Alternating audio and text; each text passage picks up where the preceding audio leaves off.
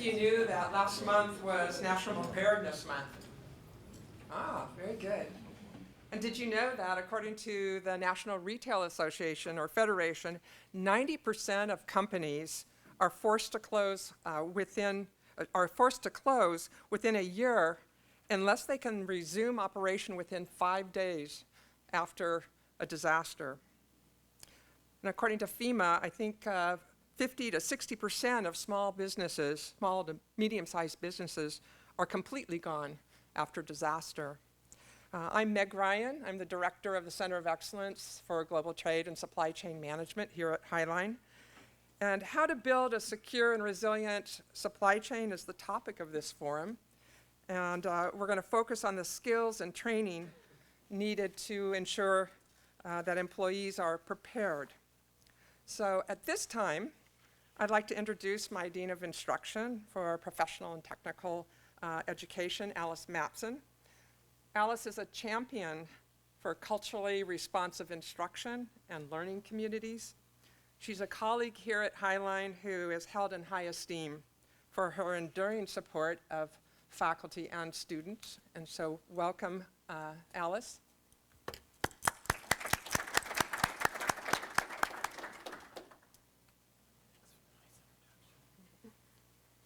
Well, thank you, Meg, for the kind introduction.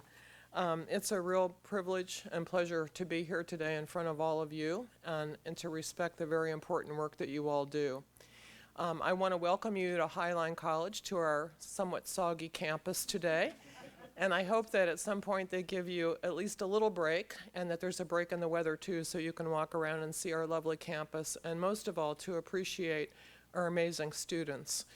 We're very proud to be the most ethnically diverse college in all of Washington State, and that brings with it a lot of responsibility as well. So our campus represents more than 150 language backgrounds and students from as many countries. So take a look and say hello to folks.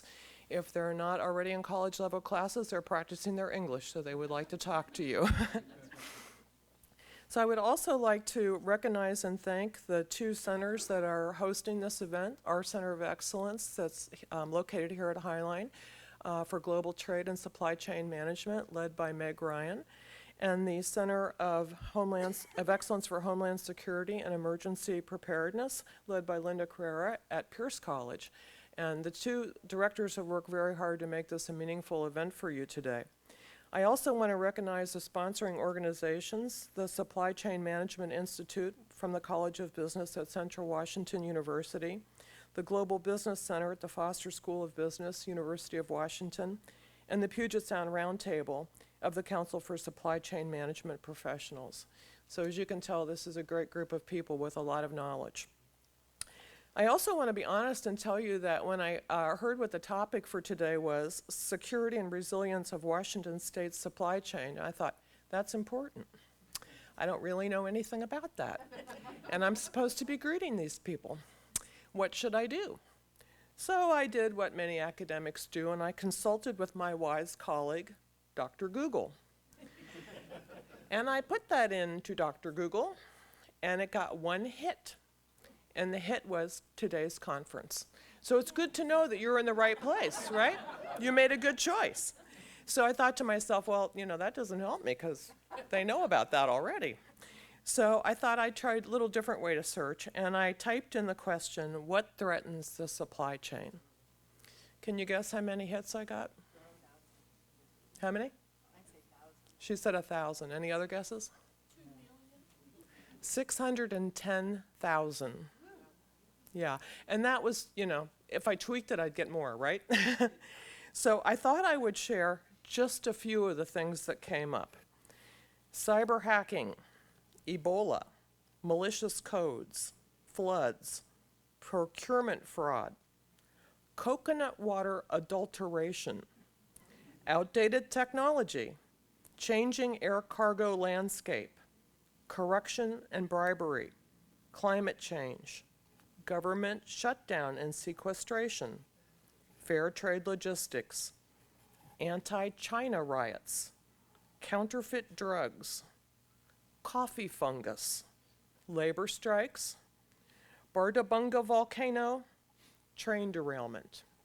That's just a few of the 610,000 things. Now, I'm not saying they all affect our supply chain security and resilience in Washington State, but it's certainly something to think about. And I'm sure some of those topics are bound to come up with your wise panelists today, so pay attention, there's a lot to learn. I would also like to say that we appreciate your expertise and your experience from all the sectors that you come to meet and talk about. And I would encourage you all to think about taking some of your time and committing to becoming an advisory member for a college department that focuses on some of these areas.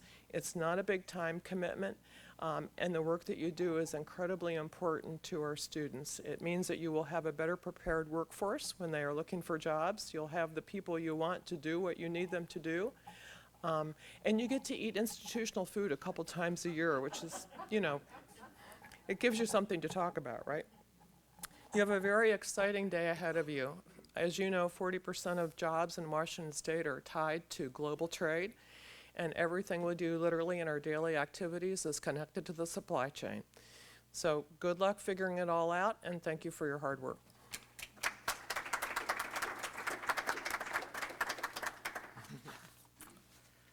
Our first speaker today is going to talk about what makes our Washington State resilient. She began her career as a senior defense intelligence analyst for the Pentagon, working on security issues affecting ports across the country and other critical facilities. She was first elected as a Washington State representative for the 36th District in 2007 and re-elected in 2011, and has served as the commission president in 2012.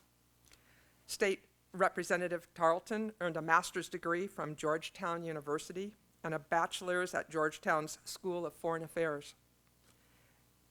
As a strong supporter of community colleges, it's a pleasure to welcome and introduce Representative Gail Tarleton.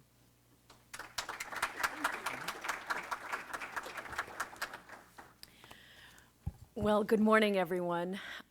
My husband asked me this morning, so what are you talking about today? And I said the same thing I've been talking about for 4 weeks, and that is resilience. It takes a lot of resilience to get from Ballard to Des Moines in the rush hour traffic. But I've spent a lot of time here at Highline, actually. I was reminding Meg that as a port commissioner, I served on the South King County Economic Development Board. And I see Tom Green from the Port of Seattle, CTAC, and a number of other colleagues whom I recognize. That work going on at Highline, we met at Highline here, bringing together communities from around South King County on how we rebuilt work opportunities for our state and how we handled infrastructure needs for our state through the recession. And that recession was really, and we're still in a recovery phase from the recession, but for me, it was a reminder that resilience is something that we have, but we don't really know it until we need it. And watching how the communities pulled together through the recession, which was a severe crisis. It was a sustained crisis for not just our state and our nation, but the world. That was a reminder that we are all stronger than we know. We're stronger than we know, and we should remember that, because thinking about risk and to anything, thinking about what it takes to manage risk and mitigate risk and recover from events that do in fact happen, we have to remind ourselves that we're up to it and that we will get through it. And we have to talk about it and tell the stories about what it felt like when we were going through it, so that those who go through it the next time, who didn't know, they will be reassured that they too will know how to handle it. I'm going to make a few remarks, but I wanted to just sort of put a framework around the things that we all think about when we think about supply chain security. That phrase is so sterile.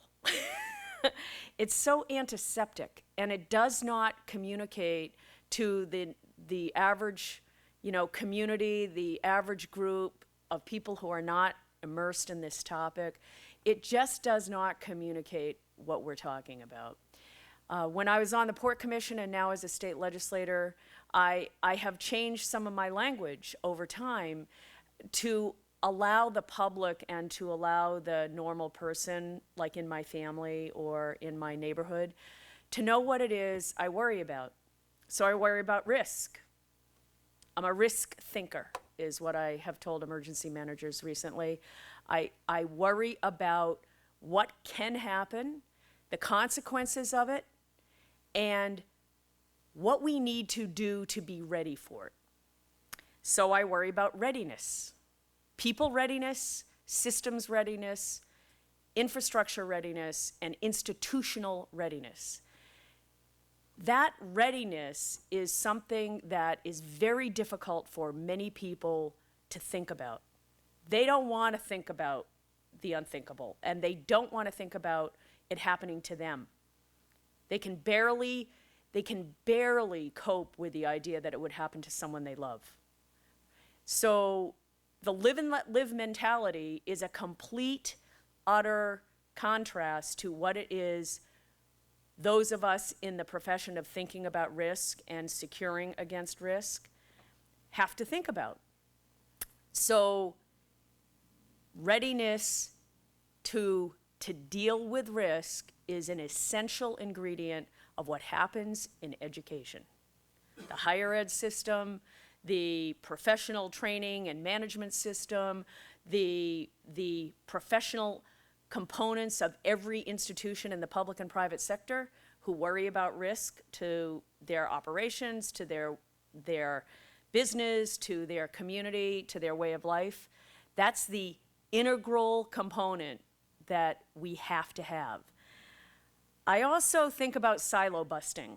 I actually started my career as a defense intelligence analyst, and I was an expert on Soviet strategic nuclear capabilities to wage nuclear war.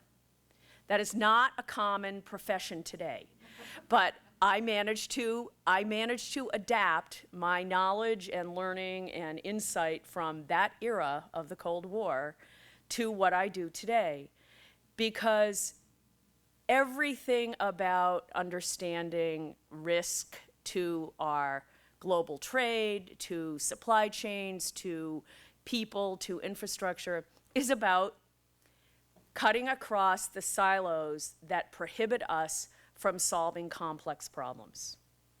Silos in the way we think, silos in the way we're assigned to jobs, silos in the definition of what we're supposed to be doing in a particular job, in a particular part of our organization. Silos are a real risk, and they are even becoming more so every single day. I'm looking at the Ebola outbreak, and one of the most dramatic moments for me was the idea that it could be contained to West Africa. With all global trade and all global commerce intersecting on the African continent, because the entire global health community is centered there. How could anyone have ever imagined that it would have been contained? As if you could put it into a hospital and set up facilities and say, everyone is going to be there. We'll protect ourselves, we'll protect our hospitals, we'll protect our communities and our neighborhoods.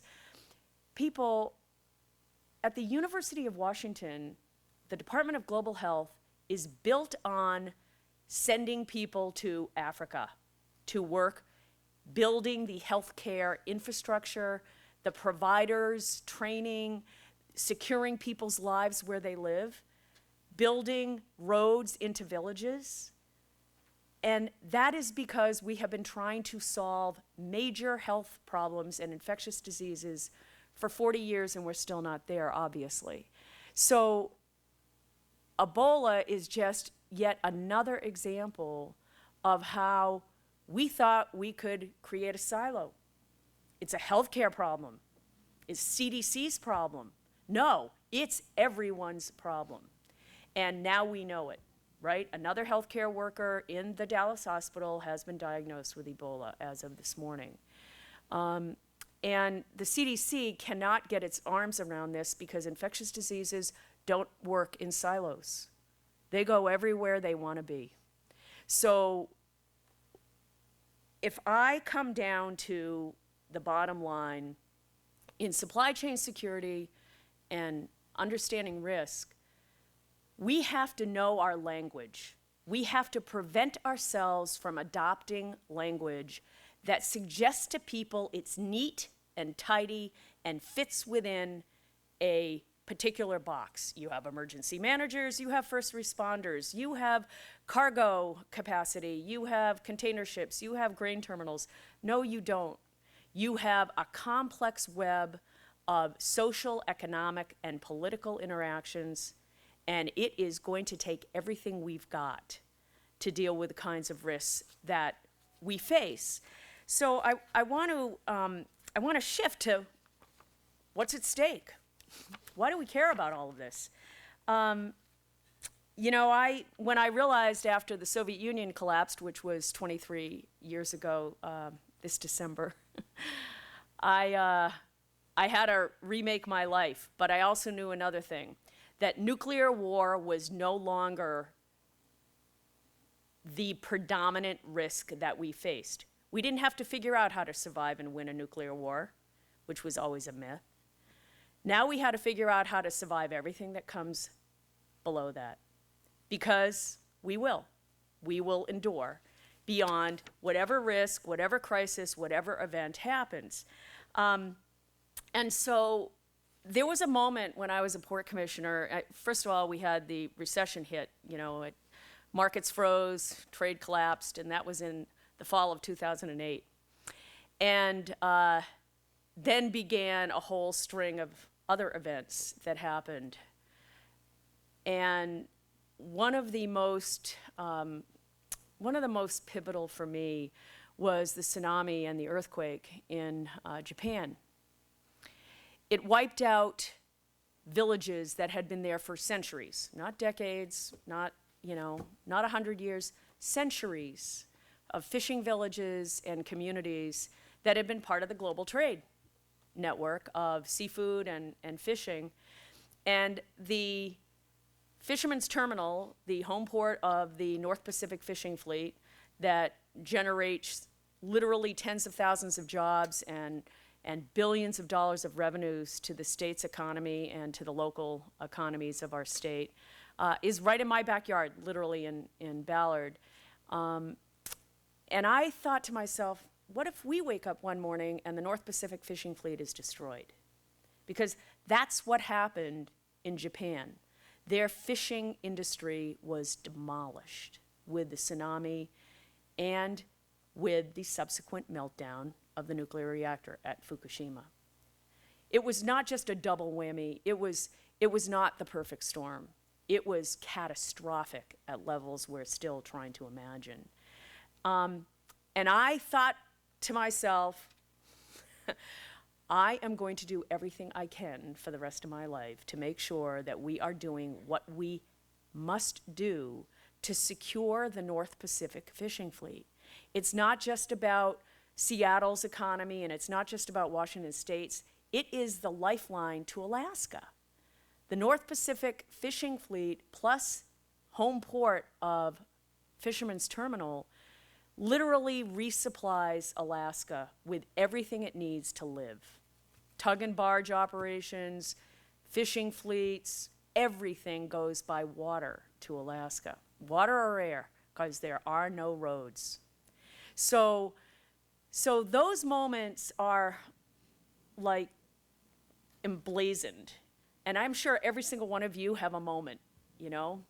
Then we have Fukushima, and then we're in legislation, final days of the legislature this past spring, and it's raining, and everyone's irritated and frustrated and wants to go home. And a week after we ended the legislative session, OSO happened. And that was like, you wake up, I'm watching the news on Saturday morning. Oh, there's a landslide in north of Arlington. We know that route. My husband and I have fished there many times. And so it's a landslide. Everyone thinks it's just a landslide. And by that afternoon, it was not just a landslide. An entire community had disappeared. And they can't rebuild. They can't rebuild.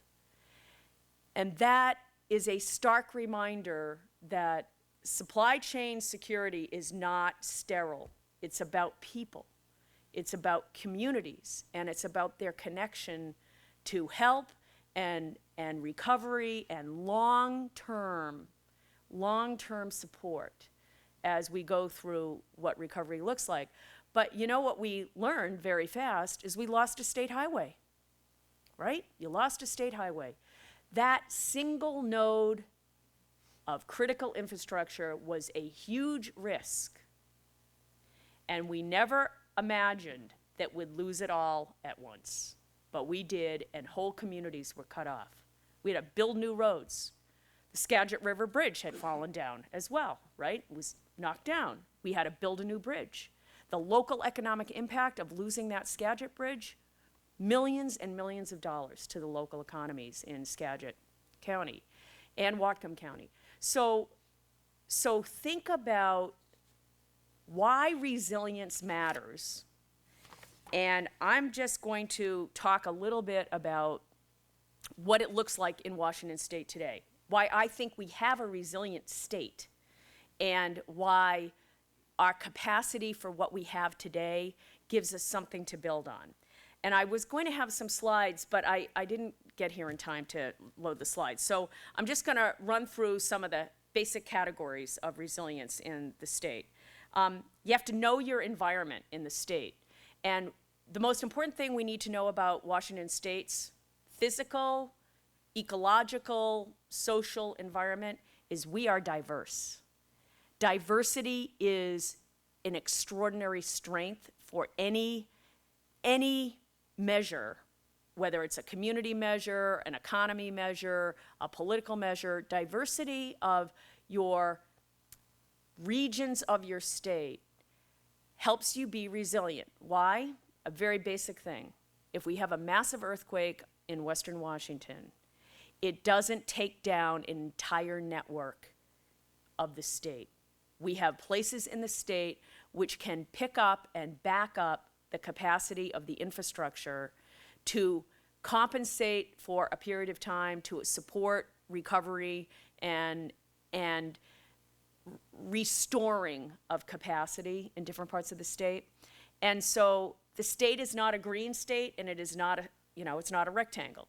It is an extraordinarily diverse state, and knowing what we have around the state as reinforcements for each other, as backup, as resupply, hospitals, transporting humanitarian relief, medicines, et cetera, and then into the recovery, moving heavy-duty materials. We have rivers, we have bodies of water, we have airports all over this state. We have 134 general aviation airports. We have major airports here at Boeing Field and SeaTac and Payne Field. This is what infrastructure means when you want diversity of infrastructure. But what are the stakes? So what we learned in the last year of doing a lot of research and economic impact studies is that in just two parts of the sectors of our economy, maritime and manufacturing. And manufacturing includes aerospace, medical equipment, heavy construction equipment, but you combine maritime and manufacturing, 1.3 million people in Washington State have jobs associated with those two sectors of a very diverse economy. What that means is if we have a risk, if we have a disruption in any single component of the economy, we have resilience. We have the capacity to shift gears in our economy because we have such a diverse economic base. That is a huge advantage. A lot of societies and a lot of states, a lot of nations don't have it.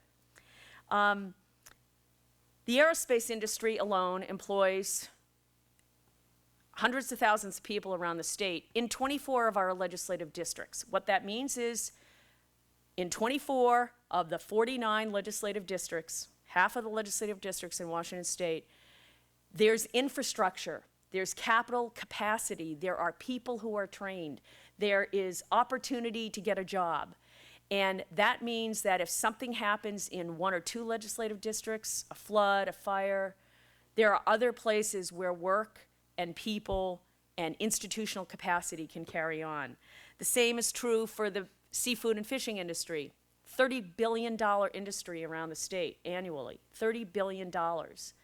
And there are 148,000 jobs around the state associated with the fishing, the seafood processing, the manufacturing of the seafood equipment, the shipbuilding, everything associated with going to sea and working with seafood. 148,000 jobs. That means there's a cushion.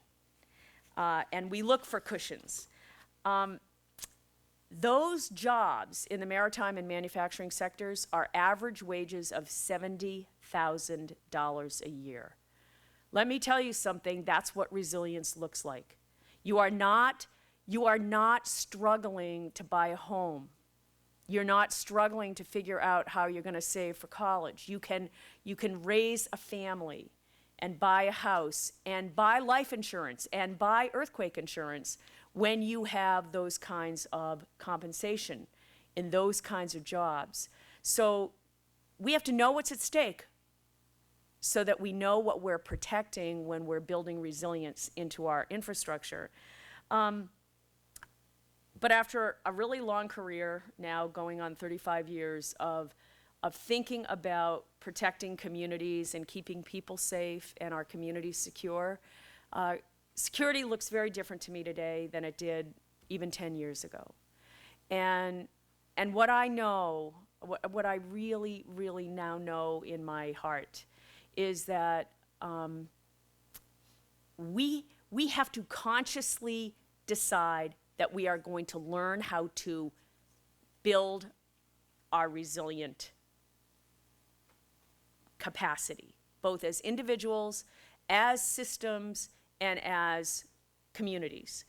Because resilience has to happen at the community level. It's not good enough to say the state is resilient and we have a plan, and it's certainly not good enough to say the nation has a plan, because resilience and security do not happen in the Capitol, in Washington, D.C., or in Olympia, in Washington State. Resilience and security happen where people live every single day. So where we live and where we're studying and where we are working is what we have to do to take care of making ourselves stronger and more capable of dealing with risk. My mom used to say that, she raised 7 kids, and my parents were very, very committed to our being responsible, independent, self-supporting adults. And they were promised us, and they delivered on that promise. Every single one of us would have access to a higher educational opportunity. But they also said that you make choices, and your choices have consequences, and you are responsible for the choices you make. As an adult, you are responsible. So we're responsible. We can't duck. There is no option to say it's someone else's job. And that is why I am so reassured that all of you professionals and all of you educators in this room and across the state, whom I have been speaking to for the past month, I am so reassured because we are taking responsibility. We're taking the choice that we are going to help our communities, and we are going to help our families, and we are going to help each other. And my mother used to say, you do what you can where you live every day. And if we're doing that, that is going to make us all stronger. So thank you very, very much, and I'll look forward to the panel.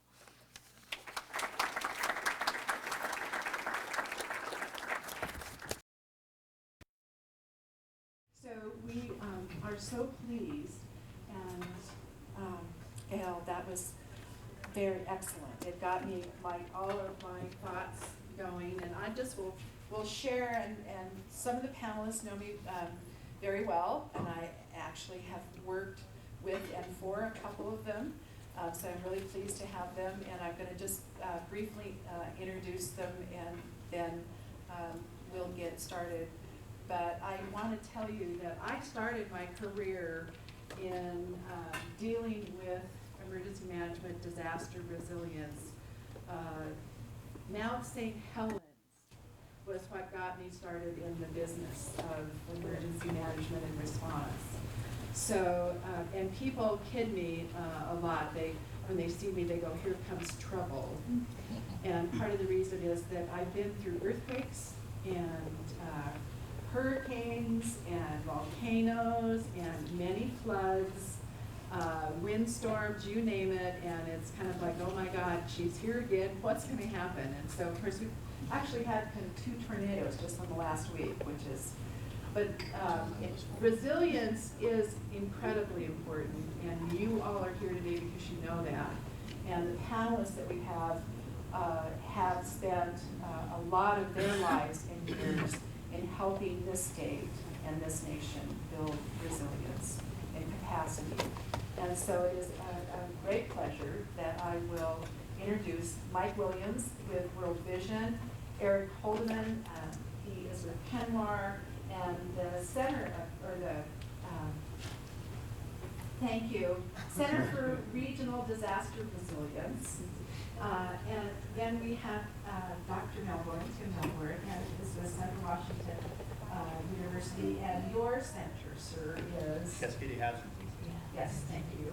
And then Jim Mullen, and Jim Mullen is retired from State Emergency Management. He's the director for many years, and also the City of Seattle. And on Jim's watch, this is another Here Comes Trouble person, by the way. He had WTO, and that was kind of your Mount St. Helens. One of several. One of several. And so Jim has retired and is now working here with our state and nationally as well. So it is with great pleasure that I do like to have all of you here today. So I think I'll start at the other end. And Jim, if you want to kick us off, that would be great. Thank you. Okay, thank you. I'll do a quick disclaimer. I got off an airplane about 10:30 last night, and I live in Magnolia, and unless you drive a bike in Seattle, you don't have real access to road services or anything. So we bumped our way along here. So it took me a while to get here. So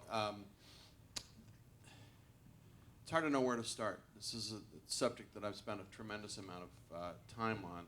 A lot of it bootlegged. I guess that's the place to start. You know, when you work in an administration, I worked for 5 mayors and 4 governors in my career in 2 states. And one of the things that's pretty clear is that even the very good people that run for office and care about their citizens and all of that, they get in office and there's something hits them between the eyes they didn't expect. It could be a financial meltdown, or it could be some other issues. It could be just a political issue that distracts them. And they've hired people who are loyal to them, who jealously guard access to them, and I have to protect them from their inquiring minds and wide focus, because you've got the key in executive government, I think I've learned, and I don't want to sound too cynical, is if this is Wednesday, try to get to Monday unscathed. There's just too much of that. There's too many things going on. So it's really hard to go looking for trouble that no one else sees, and to expend resources that nobody else thinks need to be spent right now. Why? Because it's not happening. We've got this issue that's important. And that's why planners get a bad name, because they're often looking around corners, trying to anticipate what's going to happen next. And the subject of resilience, or in my mind, I use the term restoration. I became convinced about 8 or 9 years ago, when I was the National Emergency Management Association mitigation chairman, that and I had also been involved in the Project Impact days of the late 90s under the Clinton administration's efforts to get public and private partnerships working together, and Seattle was a pilot city. So I spent a lot of time dealing with mitigation, which nobody seems to, at the local level, seems to care enough about to do anything about. The principle of mitigation, disaster mitigation, is simply this: if it doesn't break, you don't have to spend money fixing it.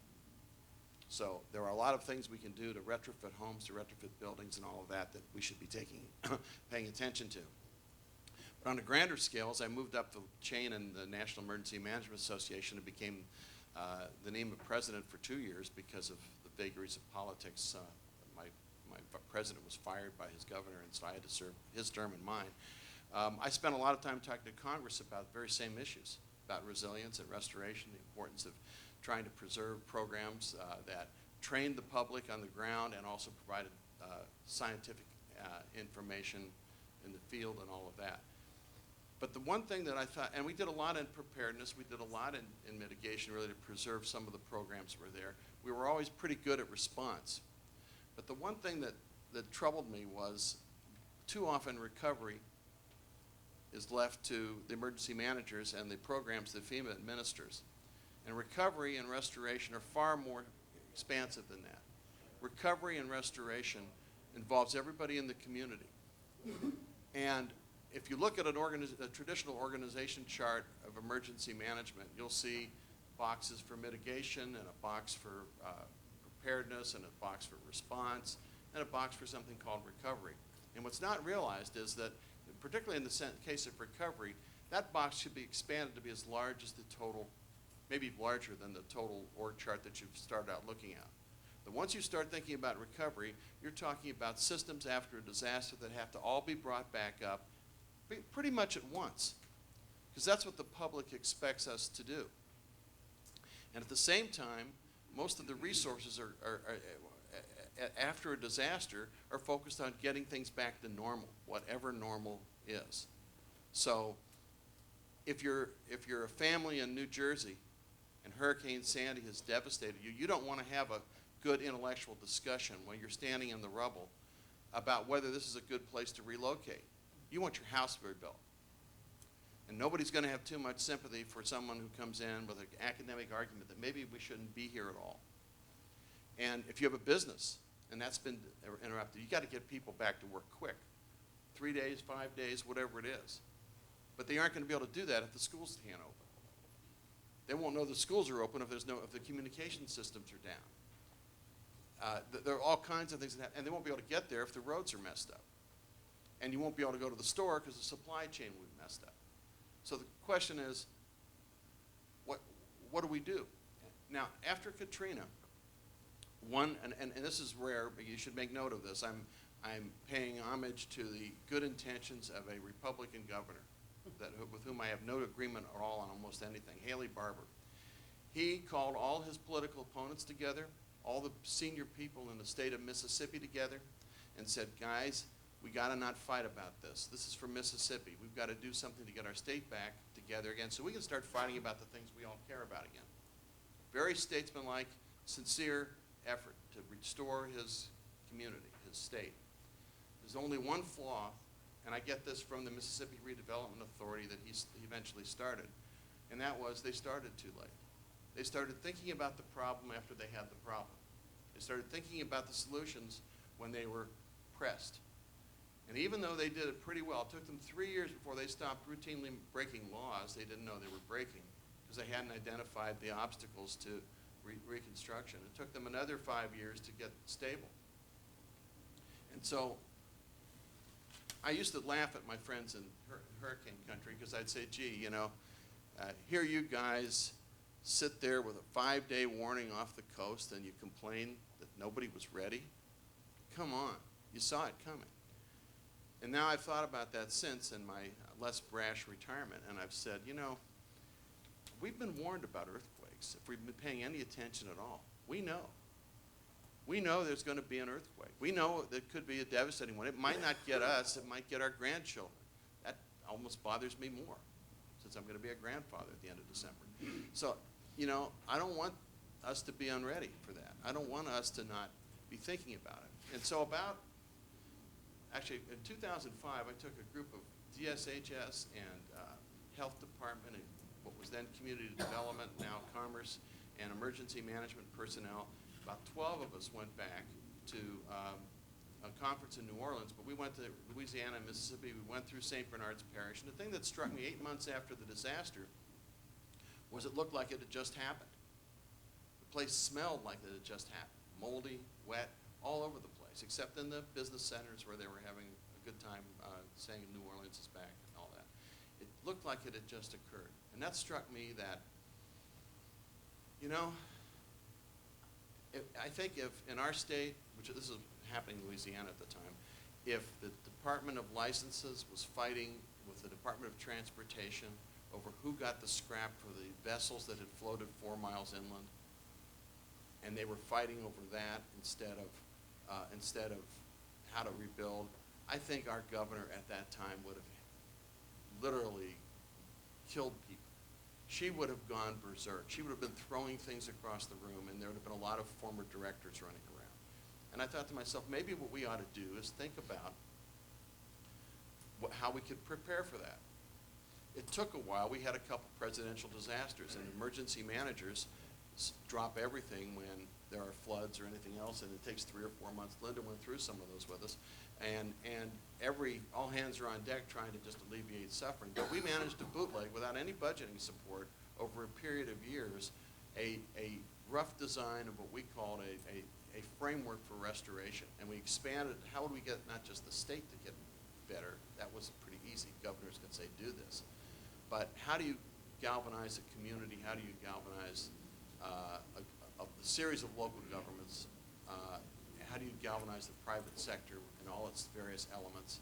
How do you galvanize social leaders to come together in a way that works, that allows them to begin to say, if this happens, how are we going to manage it?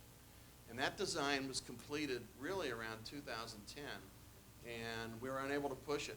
And I work for some pretty enlightened people. We were unable to push any kind of attention to it until the earthquake exercise that Craig Ginn, who I saw back there, worked on in 2012.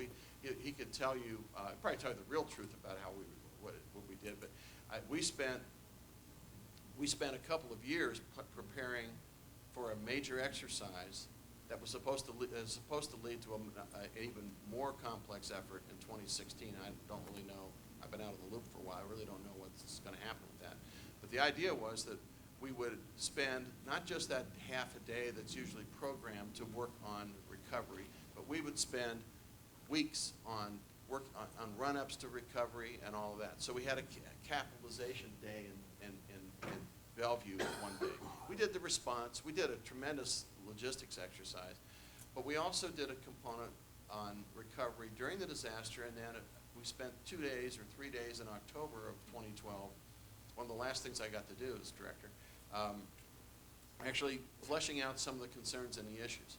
But the key thing was we established an organizational chart. The governor's sort of at the head of it, but we figured the governor would want, in fact, I'll quote something I said to the 2 governors, the current one and the one that came in. I've told them exactly this. I know what you'll do after a disaster. About a week into it, after you've gone around and seen the suffering that's going on and your heart's broken because the people are hurting and you can't fix it, someone's going to write an editorial or go on TV and say you're worthless because you don't care, you're just posturing. And you're not going to like that very much, and you're going to hire someone, maybe go to your best friend in the private sector or somebody in your cabinet or somewhere else and say, here, you lead the effort to get me out of this. Sort of the czar concept. President Bush did it in Katrina. Didn't help him too much, but he did it in Katrina. Every governor does it. Every mayor does it when they get in a lot of political trouble. Usually, they're relatively innocent of the charges of not caring. But the fact of the matter is, when they do it, it's what Haley Barbour experienced, which is it's a little late. It's not enough. No one's thought through all the issues. And you don't have the team together. You have a bunch of disparate voices saying, we want help. So, you look at me like you want me to slow down? I used to know that. She used to tell me to look at me like that when she was briefing me, or I was talking to her. But I will just briefly say this. An org chart was established, and we actually were ready to practice it. I just talked to my successor, and he's pulling it back to work on it a little bit more, and I hope he reintroduces it. But the notion that if you have that exercise set up, and then you have Gail on that committee or someone like her, and they're part of that team, and you find out that there's something you really want to do to restore your community and you're legally held back, she can go work that issue. If you have an attorney general, a deputy in there saying, that's an obstacle, then you say, how do we get around the obstacle? You don't say, gee, we're done now. You say, well, how do we fix it? In other words, let's flesh out as many of the problems as we can in advance, address them. And not only will we have those issues solved, we'll have a framework for addressing anything else that nature or mankind throws at us. That's just one concept. There's a whole lot more we could say, but I will stop now. Thank you. Jim, thank you. And we're going to get a lot of questions too. So I want to get us kind of with a lot of very fertile discussion happening here so that we can talk. But I will let everyone know the framework that Jim talked about is actually, if you go to the Washington State Emergency Management Agency website, the framework is actually on that. And we have 3 emergency management division staff in the back room. Will you guys, or everybody that's here, just let, so you know, they're networking, get out there and talk to those folks. And Jim, thank you for getting that part kind of out to our audience. So, Tim. Okay, good morning. If you ask the question, what makes Washington State resilient, my approach to answering that question as a scientist starts with it's sort of a scientific definition of what risks your society faces. And then once you know those risks, then you can plan accordingly. And so the question then is, what plans do you have? How well do you know the risks? And how well do you know the hazards? And we differentiate between the hazards as a process, and then the risk comes in when you have processes occurring in society. So to give you an example, you could have my university runs a network of instruments. It's very expansive. It starts in Northern California, goes all the way up to the Canadian border, and what we measure is the crustal deformation that drives earthquakes. So earthquakes don't just happen randomly. They happen where there are tectonic processes that are wrenching the Earth's surface, and when those cracks in the ground slide, that's an earthquake. And if it's a certain type of earthquake in a certain location, that begins a tsunami. And so you can talk about certain hazards. One good example would be the earthquake fault, which was a moderate-sized fault that ruptured very near Port-au-Prince, Haiti, and produced a death toll into the hundreds of thousands, versus an earthquake fault that was 100 times as powerful that was off the coast of Japan in 2011, which the earthquake itself was it was a massive earthquake. But the actual death toll in Japan from the shaking itself was less than 1,000 people for an earthquake that was 100 times the size of the Haitian earthquake. So you kind of got to differentiate between the risk that a society faces and the hazards. But from the standpoint of being resilient, you got to know the hazards, and you got to define them to the best of your ability. So if we go back, if you remember Rumsfeld's rules, right? There's the known knowns and there's the unknown unknowns. I'm sorry, there's the known unknowns and there's the unknown unknowns. We understand that there are a lot of processes going on. We know they're happening, but we don't know the details of them. We want to know them. But we have to always have the humility to recognize actually there's other things going on that we have no idea about. And so what we do from a scientific standpoint is we make these measurements day in, day out, and the big technological driver in our business is that we've gone to a very, very rapid form of measurement where we have nearly instantaneous measurements from essentially 500 stations throughout the Cascadia subduction zone, of which Washington State is roughly about a third of it, or a quarter of it, really. And we have the worst possible combination of seismic hazards because we have the world's biggest earthquakes. We know for a fact that we have a magnitude 9 earthquake fault that comes out of the ground right off the coast of Washington. But coupled with that, we don't have enough earthquakes to keep earthquake hazards in everybody's mind. For instance, a year ago, I got on a plane to go to a meeting in Japan. I check into my hotel. I'm there for 2 nights, and at 3 in the morning, I'm woken up by the ground shaking. It was an earthquake. It wasn't a big earthquake. It was a 5. But Japan is shaken constantly by little earthquakes, and it's shaken every couple of years by, say, a 6, and every decade by a 7, and periodically by 8s and 9s. That keeps it on everybody's front burner, and they have built their societies accordingly. And so in Washington, we know it's been 313 years since our last magnitude 9, okay? And we can go back into the record. And so that's essentially what we do. That's how we come at it, is from a measurement standpoint, trying to, at the best of our scientific ability, define the hazard. And once you know the hazard and you know whom it impacts, then you can take it to the next step. And you can look at low-lying coastal communities and say, what if we have this type of earthquake that begets that kind of tsunami? What's their impact going to be? And then what resilient plan should we have? So I would say, I would agree with Representative Tarleton's assessment that we are a fairly resilient society in the sense that we do have pretty good understanding of a lot of the seismic hazards. We know that there are lots of other faults that could happen that could produce equal damage. We understand the genesis of most tsunami sources. We don't get into things like cyber security, pandemics, which of course right now is very relevant.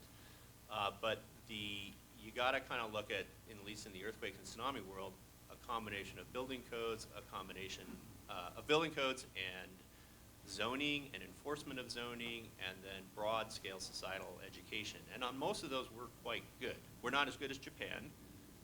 I always say if Japan is a 10, California is an 8, and Washington is probably a 6 to 7, and Haiti might be a 2.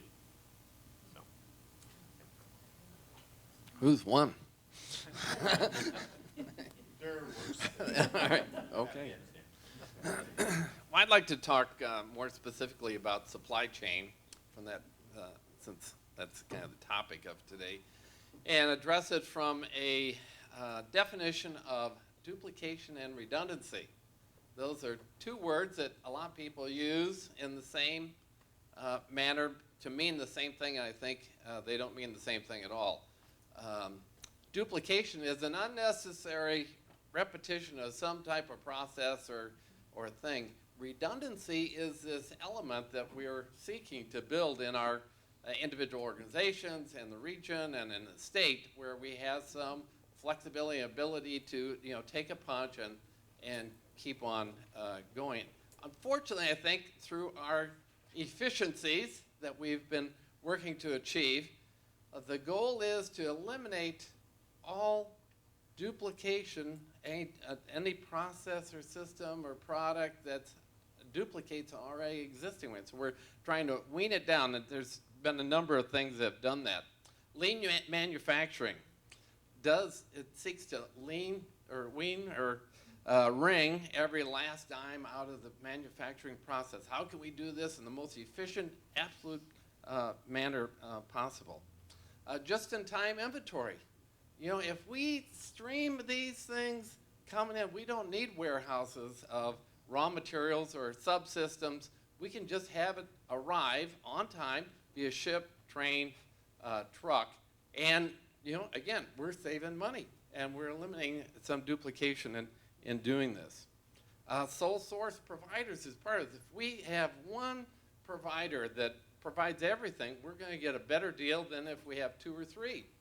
And sourcing your supply chain over multiple entities. And Toyota in Japan learned this issue a hard way because they had sole source providers hit by the earthquake and tsunami, and then they had an interruption in their supply chain. Reduction in capacity. One of the things is to just keep everything humming at max capacity. You don't add more capacity until you're wringing everything out of what's going on. You aren't going to build more capacity until you have 3 shifts, 7 days a week going. I call it 7,000 RPM. And that's normal, 7,000 RPM. What that means is, though, 7,000 RPM, you're redlining at 7,500 RPM. There is no additional anything beyond that. There's nothing. You're already giving everything you possibly can. And then there's the great Satan of the internet that's allowed, globalization. We're not resourcing all the things we need from next door, next state, across the country. Everything's coming from around the world. And then something that Pinware's worked on for a long time through a series of exercises called Blue Cascades, haven't had one for a long time, is the interdependent nature of our modern society. It may be clear where you're getting your materials and that, but it's not clear where we are interdependent and how outside of your sphere of control or influence, there are risks that are building or are present that, again, are going to take you down, but you don't recognize them. They're not at the forefront. Everything's working fine today, but when there's a hitch in the system, that's when the interdependency aspect shows itself. The other thing is, for our critical infrastructure, our national attitude is, I believe, fix on failure. We're not building new stuff in many respects, and we're just trying to get by. I don't think, Gail, you talked about the Ballard locks, which are threatened currently. Hey, it's 100 years old. I'm sure it's going to last another 100 years. No problem. But we will fix it when it should fail from that. But we have this fix on failure, and certainly we are more interested in opening something brand new than maintaining existing capacity. And last thing I'll say on this whole thing is, and would talk more about this aspect of it. This is not a systems issue. This is a people issue. It's a thinking issue that's impacting all of this. And instead of becoming, I think, more resilient, we've created a very fragile system that works great on a day-to-day basis, but when there's a disaster, all those weaknesses will be revealed. So, welcome to fragility. So it was Mike Williams, work at World Vision, and I don't know if it was Linda or Meg that set up the panel cards here, but having me go after Eric was not planned.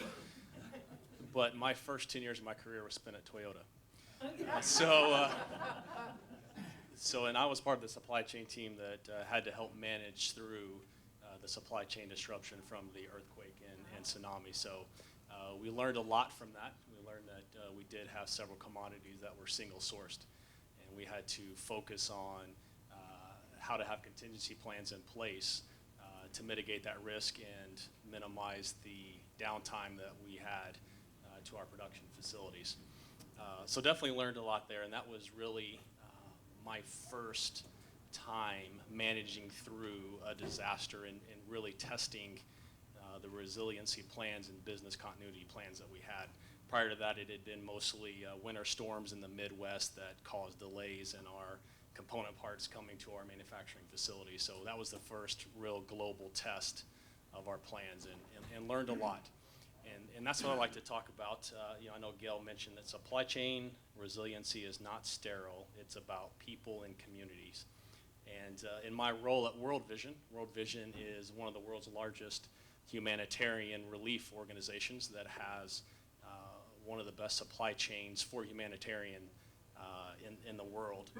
And at World Vision, we have 5 real pillars of our work. It's bringing clean water, bringing education, bringing food, bringing health, and bringing economic development. So our supply chain is moving product that supports those programs. And our customers are children and families and communities that are in extreme poverty globally. So our supply chain is already under a state of stress. So where we work, it's in some of the most difficult or in the most difficult places in the world. Lack of road infrastructure, there's no spare parts for our trucks when they break down, security communication systems.